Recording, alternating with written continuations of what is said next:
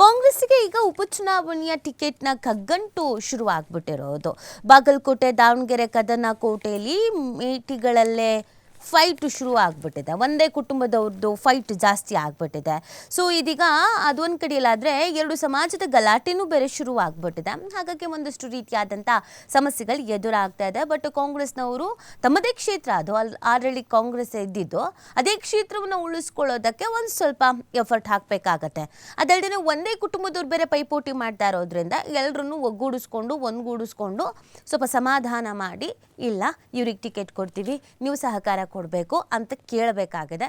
So ಸಿದ್ದರಾಮಯ್ಯನವ್ರು ನೆನ್ನೆನೇ ಬುಲಾವ್ ಕೊಟ್ಟಿದ್ರು ಎಲ್ರೂ ಬರೋಕ್ಕೆ ಅಂತ. ಮಾತುಕತೆಯನ್ನು ಮಾಡೋದ್ರ ಮುಖಾಂತರವಾಗಿ ಸಂಧಾನನೋ ಆಫರೋ ನೀವು ಹೆಂಗೆ ಮನವೊಲಿಸ್ತೀರಾ ಅನ್ನೋದು ನಿಮಗೆ ಬಿಟ್ಟಿದ್ದು, ಕ್ಷೇತ್ರ ಉಳಿಬೇಕು ಅಂತಂದರೆ ಅಂತ. ಸೊ ಹಾಗಾಗಿ ಒಂದಷ್ಟು ಡೆವಲಪ್ಮೆಂಟ್ಗಳಾಗಿದೆ. ನೋಡೋಣ ಏನೇನಾಗಿದೆ ಅಂತ. ಬಾಗಲಕೋಟೆ ಹಾಗೂ ದಾವಣಗೆರೆ ಉಪಚುನಾವಣೆಗೆ ಅಭ್ಯರ್ಥಿಗಳ ಅಖೈರುಗೊಳಿಸುವ ವಿಚಾರ ಕಾಂಗ್ರೆಸ್ ನಾಯಕತ್ವದ ಪಾಲಿಕೆಗೆ ತಲೆನೋವು ಉಂಟು ಮಾಡಿದ್ದು. ಈ ಬಗ್ಗೆ ಮುಖ್ಯಮಂತ್ರಿ ಸಿದ್ದರಾಮಯ್ಯ ಹಾಗೂ ಕೆಪಿಸಿಸಿ ಅಧ್ಯಕ್ಷ ಡಿ.ಕೆ. ಶಿವಕುಮಾರ್ ಅವರ ಜೊತೆ ಚರ್ಚಿಸಿ ಸಂಭಾವ್ಯರ ಪಟ್ಟಿ ಅಂತಿಮಗೊಳಿಸುವುದಕ್ಕೆ ರಾಜ್ಯ ಉಸ್ತುವಾರಿ ರಣದೀಪ್ ಸಿಂಗ್ ಸುರ್ಜೇವಾಲಾ ಮಾರ್ಚ್ 20 ಬೆಂಗಳೂರಿಗೆ ಆಗಮಿಸಲಿದ್ದಾರೆ. ಬಾಗಲಕೋಟೆ ಕ್ಷೇತ್ರದ ದಿವಂಗತ ಎಚ್.ವೈ. ಮೇಟಿ ಅವರ ಕುಟುಂಬದಲ್ಲೇ ಪೈಪೋಟಿ ಕಂಡು ಬಂದಿದ್ರೆ, ದಾವಣಗೆರೆಯಲ್ಲಿ ಲಿಂಗಾಯತ ಹಾಗೂ ಅಲ್ಪಸಂಖ್ಯಾತರ ಆಕಾಂಕ್ಷಿಗಳ ನಡುವೆ ತೀವ್ರ ಲಾಬಿ ಕಂಡು ಬಂದಿದೆ.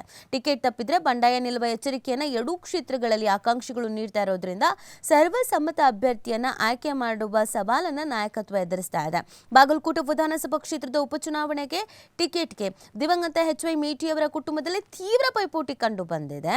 ಹಿರಿಯ ಪುತ್ರ ಮಲ್ಲಿಕಾರ್ಜುನ ಪ್ರಬಲ ಆಕಾಂಕ್ಷಿಯಾಗಿದ್ರೆ, ಅವರ ಸಹೋದರ ಉಮೇಶ್ಗೆ ಟಿಕೆಟ್ ನೀಡಬೇಕು, ಇಲ್ದಿದ್ರೆ ನಾವು ಬಂಡಾಯ ಅಭ್ಯರ್ಥಿಯಾಗಿ ಕಣಕ್ಕಿಳಿಯುವುದಾಗಿ ಸಹೋದರಿ ಮಹಾದೇವಿ ಕೂಡ ಎಚ್ಚರಿಕೆಯನ್ನು ನೀಡುವಂಥ ಮಟ್ಟಿಗೆ ಈ ಕ್ಷೇತ್ರದಲ್ಲಿ ಸಿಕ್ಕಾಪಟ್ಟೆ ಪೈಪೋಟಿ ಇದೆ. ನೋಡಿ, ಮೇಟಿ ಅವರು ಕಾಂಗ್ರೆಸ್ನಲ್ಲಿ ಹಿರಿಯ ನಾಯಕರಾಗಿ ಕೆಲಸವನ್ನು ಮಾಡಿದವರು ಮತ್ತು ಸಿದ್ದರಾಮಯ್ಯನವರ ಆಪ್ತರು ಕೂಡ ಹೌದು. ಅವರಿಗೂ ಅವರದ್ದೇ ಆದಂಥ ವರ್ಚಸ್ಸು ಇದೆ. ಇವತ್ತು ಆ ಕ್ಷೇತ್ರ ಕಾಂಗ್ರೆಸ್ ತೆಕ್ಕೆಯಲ್ಲಿ ಇದೆ ಅಂತಂದರೆ ಅದಕ್ಕೆ ಕಾರಣ ಮೇಟಿ. ಸೊ ಇದೀಗ ಮೇಟಿ ಅವ್ರ ಕುಟುಂಬಕ್ಕೆ ಕೊಡಬೇಕು ಅನ್ನೋದು ಒಂದು ಕಡೆಯಲ್ಲಿ ಫೈನ್, ಓಕೆ, ಮೇಟಿಯವರ ಕುಟುಂಬಕ್ಕೇ ಕೊಡೋಣ ಅಂತ. ಬಟ್ ನಿಮಗೆ ಮೇಟಿಯವ್ರ ಕುಟುಂಬದಲ್ಲೇ ನಾಲ್ಕು ಜನ ಆಕಾಂಕ್ಷಿಗಳಿರೋದ್ರಿಂದ, ಮಗ ಮಗಳು ಎಲ್ಲರೂ ಇರೋದ್ರಿಂದ ಹೆಂಗೆ ಸಮಾಧಾನ ಮಾಡೋದು? ಈಗ ಬೇರೆ ಇನ್ಯಾರಾದರೂ ಆಗಿದ್ರೆ, ಅಥವಾ ಬೇರೆ ಕುಟುಂಬದವರು ಅಥವಾ ಬೇರೆ ಸಮುದಾಯ ಬಾರು ಹಿಂಗೇನಾದರೂ ಆಗಿದ್ರೆ ಏನೋ ಒಂದು ಹೇಳ್ಬೋದಿತ್ತು. ಈಗ ಒಂದೇ ಕುಟುಂಬದವ್ರು ನಮಗೆ ಬೇಕು ಅಂತ ಕೇಳ್ತಾ ಇರೋದೇ ಒಂದು ದೊಡ್ಡ ತಲೆನೋವು ಆಗ್ಬಿಟ್ಟಿರೋದು ಕಾಂಗ್ರೆಸ್ನವರಿಗೆ. ಸೊ ಈ ಹಿನ್ನೆಲೆಯಲ್ಲಿ ಮುಖ್ಯಮಂತ್ರಿ ಸಿದ್ದರಾಮಯ್ಯ ಅವರು ಮೇಟಿ ಕುಟುಂಬದ 4 ಜನ ಸಹೋದರ ಸಹೋದರಿಯರು ಇವರನ್ನು ಕರೆಸಿಕೊಂಡು ಸಂಧಾನ ನಡೆಸಿದ್ದು, ಹೈಕಮಾಂಡ್ ಯಾರಿಗೆ ಟಿಕೆಟ್ ನೀಡಿದ್ರು ಒಪ್ಪುವುದಾಗಿ ಹೇಳಿಕೆ ನೀಡುವಂತೆ ತಾಕೀತು ಮಾಡಿದ್ದಾರೆ. ಮುಖ್ಯಮಂತ್ರಿಯವರ ಈ ನಿರ್ದೇಶನಕ್ಕೆ ಸಹೋದರ ಮಲ್ಲಿಕಾರ್ಜುನ, ಉಮೇಶ್ ಹಾಗೂ ಬಾಯಕ್ಕ ಬಹುತೇಕ ಒಪ್ಕೊಂಡಿದ್ರು. ಮಹಾದೇವಿ ಮಾತ್ರ ಸಹೋದರ ಉಮೇಶ್ಗೆ ಟಿಕೆಟ್ ನೀಡಬೇಕು ಅಂತ ಒತ್ತಾಯಿಸಿದ್ದು, ಬಂಡಾಯದ ಬೆದರಿಕೆ ಒಡ್ಡುವ ಪ್ರಯತ್ನವನ್ನ ಮಾಡಿದ್ದಾರೆ ಅಂತ ಮೂಲಗಳು ಹೇಳ್ತಾ ಇದೆ.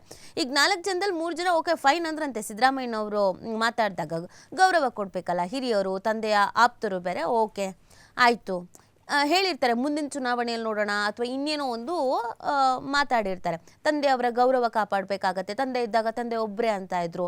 ಈಗ ತಂದೆ ಇಲ್ಲದ ನಂತರ ನೀವು 4 ಜನ ಹಿಂಗೆ ಪೈಪೋಟಿಗೆ ಬಿದ್ದುಬಿಟ್ರೆ ಹೆಂಗೆ? ಅದು ಪಕ್ಷದ ವಿಚಾರವೂ ಹೌದು, ಕುಟುಂಬದ ವಿಚಾರವೂ ಹೌದು ಅಂತ. ಅದಕ್ಕೆ 3 ಜನ ಓಕೆ ಅಂದ್ರಂತೆ. ಬಟ್ ಇನ್ನೊಬ್ರು ಮಾತ್ರ ಇಲ್ವೇ ಇಲ್ಲ, ಆಗದೇ ಇಲ್ಲ ಅಂತ ಹೇಳಿದ್ದಾರೆ ಅನ್ನೋದು ಗೊತ್ತಾಗ್ತಾಗಿದೆ. ಮಹಾದೇವಿಯವರು ಮಾತ್ರ ಸಹೋದರ ಉಮೇಶ್ಗೆ ಟಿಕೆಟ್ ಕೊಡಬೇಕು, ಇಲ್ಲ ಅಂತಂದ್ರೆ ನಾನೇ ಬಂಡಾಯವಾಗಿ ನಿಂತ್ಕೊಬಿಡ್ತೀನಿ ಅಂತ ಬೆದರಿಕೆ ಹಾಕಿದ್ದಾರೆ. ಇದಕ್ಕೆ ಮುಖ್ಯಮಂತ್ರಿಯವರು ನಿಮ್ಮ ಕುಟುಂಬದವರು ಒಗ್ಗಟ್ಟಿನಿಂದ ಚುನಾವಣೆ ಗೆದರಿಸದೇ ಇದ್ರೆ ಬೇರೆಯವರಿಗೆ ಟಿಕೆಟನ್ನು ನೀಡಬೇಕಾಗತ್ತೆ ಅಂತ ಎಚ್ಚರಿಕೆಯನ್ನು ಕೊಟ್ಟಿದ್ದಾರೆ. ನೋಡ್ತಾರೆ, ಇವ್ರು 4 ಜನ ಸರಿ ಹೋಗಲ್ಲ ಅಂತಾನೆ ಬೇಡ ಬಿಡಿ ಇನ್ನೊಬ್ರಿಗೆ ಕೊಡ್ತೀವಿ ಅಂತ. ಯಾಕಂದರೆ ಯಾವಾಗಲೂ ಹಾಗೇನೆ ಅಲ್ಲ, ಇಬ್ಬರು ಜಗಳ ಆಡ್ತಾ ಇದ್ರೆ 3ನೇವ್ರಿಗೆ ಲಾಭ. ನೀವು ಕಾಂಗ್ರೆಸ್ಸಲ್ಲಿ ಒಂದೇ ಮನೇಲಿ ಇದ್ಕೊಂಡು ಹಿಂಗೆ ಕಚ್ಚಾಡ್ತಾ ಇದ್ರೆ ಅದನ್ನು ಅಡ್ವಾಂಟೇಜ್ ತಗೊಳ್ಳೋದಕ್ಕೆ BJP-ಯವರು ತುದಿಗಾಲಲ್ಲಿ ನಿಂತಿರ್ತಾರೆ. ಆ ಕ್ಷೇತ್ರವನ್ನು ತಮ್ಮ ತೆಕ್ಕಿಗೆ ತಗೊಳ್ಳೋದಕ್ಕೆ ಅವ್ರು ತುದಿಗಾಲಲ್ಲಿ ನಿಂತಿರ್ತಾರೆ.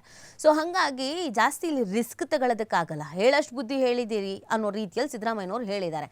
ನೋಡಿ, ನೀವೊಂದು ಮಾತುಕತೆ ಮಾಡಿಕೊಂಡು ಒಂದು ನಿರ್ಧಾರಕ್ಕೆ ಬನ್ನಿ, ಯಾರು ಒಬ್ರಿಗೆ ಟಿಕೆಟ್ ಕೊಡ್ತೀವಿ, ನೀವು ಕೊನೆಯವರೆಗೂ ಇದನ್ನೇ ಮಾಡ್ತಾ ಇದ್ರಿ ಅಂತಂದರೆ ನಿಮ್ಮ ಕುಟುಂಬಕ್ಕೆ ಕೊಡಲ್ಲ, ಬೇರೆಯವ್ರಿಗೆ ಕೊಟ್ಬಿಡ್ತೀವಿ ಅಂತ ಹೇಳಿದ್ದಾರೆ.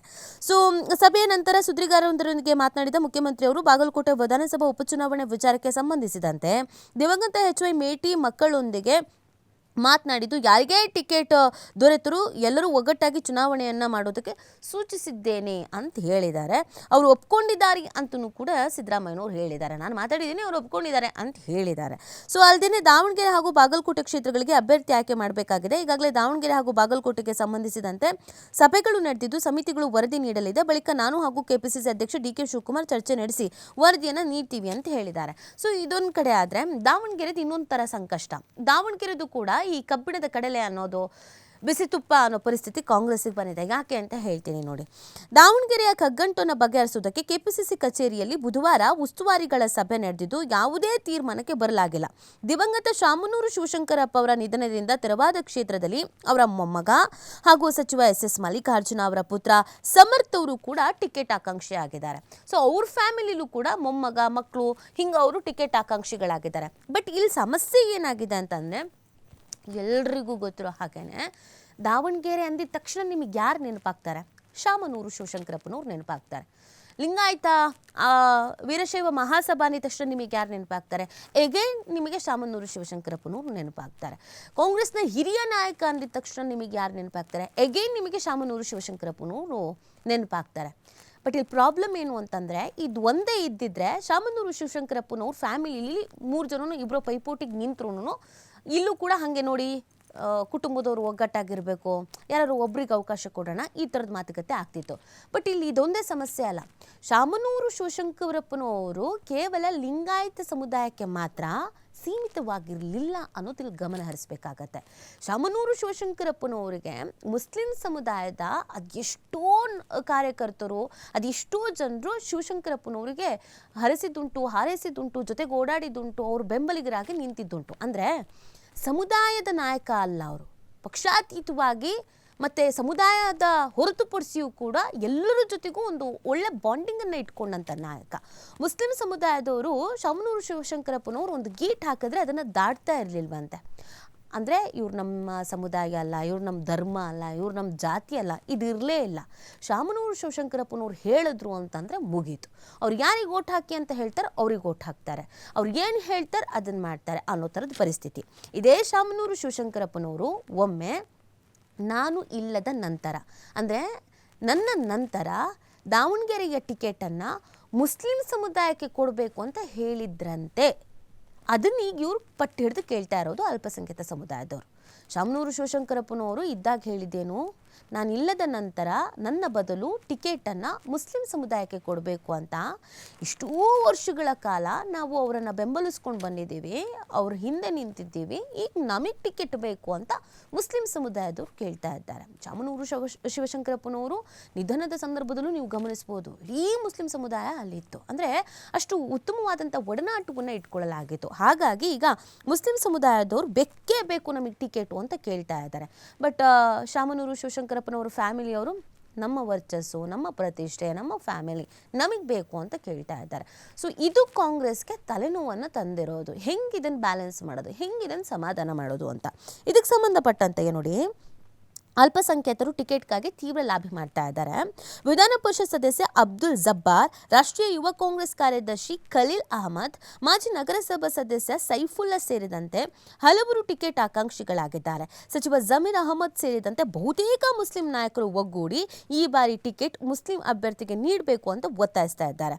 ಆದರೆ ಜಿಲ್ಲಾ ಉಸ್ತುವಾರಿ ಸಚಿವ ಹಾಗೂ ಸಂಸದ ಇಬ್ಬರನ್ನೂ ಹೊಂದಿರುವಂತಹ ಶಾಮನೂರು ಕುಟುಂಬದ ವಿರೋಧ ಕಟ್ಟಿಕೊಂಡು ಮುಸ್ಲಿಂ ಅಭ್ಯರ್ಥಿ ಕಣಕ್ಕಿಳಿಸುವ ಇರಾದೆ ಕಾಂಗ್ರೆಸ್ ನಾಯಕ ಸದ್ಯ ಇಲ್ಲ. ಇಲ್ಲಿ ಸಮಸ್ಯೆ ಏನು ಅಂತಂದ್ರೆ, ಅಲ್ಲಿ ಉಸ್ತುವಾರಿ ಸಚಿವರು ಹಾಗೂ ಸಂಸದರು ಶಾಮನೂರು ಶಿವಶಂಕರಪ್ಪನವ್ರ ಫ್ಯಾಮಿಲಿ ಅವರ, ಇವ್ರನ್ನ ಅಪೋಸಿಟ್ ಮಾಡ್ಕೊಂಡು ಗೆಲ್ಲೋದು ಹೆಂಗೆ? ಅಕಸ್ಮಾತ್ ಇದು ಸಮಸ್ಯೆ ಆಗ್ಬಿಟ್ರೆ ಏನು ಅನ್ನೋದು ಕಾಂಗ್ರೆಸ್ನವರು ಆ ಪ್ರಶ್ನೆ ಆಗಿದೆ. ಸೊ ಹೀಗಾಗಿ ಶಾಮನೂರು ಕುಟುಂಬವನ್ನು ಮನವೊಲಿಸಿ ಅವರು ಸೂಚಿಸುವ ಮುಸ್ಲಿಂ ಅಭ್ಯರ್ಥಿಗೇನೆ ಟಿಕೆಟ್ ನೀಡಬಹುದು ಅನ್ನುವಂಥ ಸಾಧ್ಯತೆ ಇದೆ ಅನ್ನೋದನ್ನು ಹೇಳಲಾಗ್ತಾ ಇದೆ. ಸೊ ಇದು ಕೂಡ ಚರ್ಚೆ ಆಗ್ತಾ ಇರೋದು. ಒಂದು ವೇಳೆ ಇದು ಸಾಧ್ಯವೇ ಇಲ್ಲ ಅಂದಾದರೆ ಪಕ್ಷದಲ್ಲಿ ಸಹಜವಾಗಿ ಶಾಮನೂರು ಕುಟುಂಬದ ಕುಡಿಗೆ ಟಿಕೆಟ್ ದೊರೆಯುವ ಸಾಧ್ಯತೆ ಇದೆ. ಆಗ ಅಲ್ಪಸಂಖ್ಯಾತರು ಬಂಡಾಯ ಏಳದಂತೆ ಮನವೊಲಿಸುವ ಹೊಣೆಗೆನ್ನ ಸಚಿವ ಎಸ್ ಮಲ್ಲಿಕಾರ್ಜುನ ಅವರಿಗೆ, ಶಾಮನೂರು ಶಿವಶಂಕರಪ್ಪನವರ ಪುತ್ರನವರಿಗೇನೆ ನೀಡಬೇಕು ಅನ್ನುವಂಥ ಮನಸ್ಥಿತಿಯಲ್ಲಿ ಅಥವಾ ಪ್ಲಾನಿಂಗಲ್ಲಿ ಕಾಂಗ್ರೆಸ್ನ ನಾಯಕರುಗಳಿದ್ದಾರೆ ಅನ್ನೋದು ಗೊತ್ತಾಗ್ತಾ ಇದೆ. ಸೊ ಒಟ್ಟಿನಲ್ಲಿ ಈ ಎರಡೂ ಕ್ಷೇತ್ರಗಳು ನೋಡಿ ಕಾಂಗ್ರೆಸ್ಗೆ ನೀರು ಕುಡ್ದಷ್ಟು ಈಸಿ ಗೆಲ್ಲೋದು ಅಂತ ಅನಿಸುತ್ತೆ. ಯಾಕಂದರೆ ಅದು ಕಾಂಗ್ರೆಸ್ ತೆಕ್ಕೆಯಲ್ಲೇ ಇರೋದು, ಕಾಂಗ್ರೆಸ್ನದ್ದೇ ಕ್ಷೇತ್ರ, ಕಾಂಗ್ರೆಸ್ನದ್ದೇ ಭದ್ರಕೋಟೆ ಅಂತ ಕರೆಸ್ಕೊಳ್ತಾ ಇದ್ದಿದ್ದು.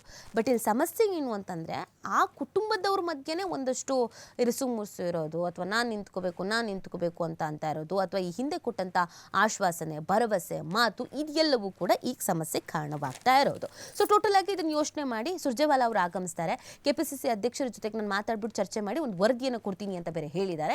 ಏನು ವರದಿ ಕೊಡ್ತಾರೆ, ಯಾರನ್ನು ಆಯ್ಕೆ ಮಾಡ್ತಾರೆ, ಕಾಂಗ್ರೆಸ್ ಎಚ್ಚೆತ್ತುಕೊಂಡು ನಿರ್ಧಾರವನ್ನು ತೆಗೆದುಕೊಳ್ಳಲಿಲ್ಲ ಅಂದರೆ ಕಂಪ್ಲೀಟಾಗಿ ಇದು BJP ಅವರು ಅಥವಾ JDSನವರು ಇದರ ಲಾಭವನ್ನು ಹೆಂಗೆ ಪಡ್ಕೊಳ್ಬೋದು, ಹಂಗೆ ಪಡ್ಕೊಳ್ಬಹುದಾದ ಸಾಧ್ಯತೆ ಇದೆ. ಹಾಗಾಗಿ ಕಾಂಗ್ರೆಸ್ನವರು ಬಹಳ ಯೋಚಿಸಿ ನಿರ್ಧಾರವನ್ನು ಕೈಗೊಳ್ಳೋದು ಸೂಕ್ತ.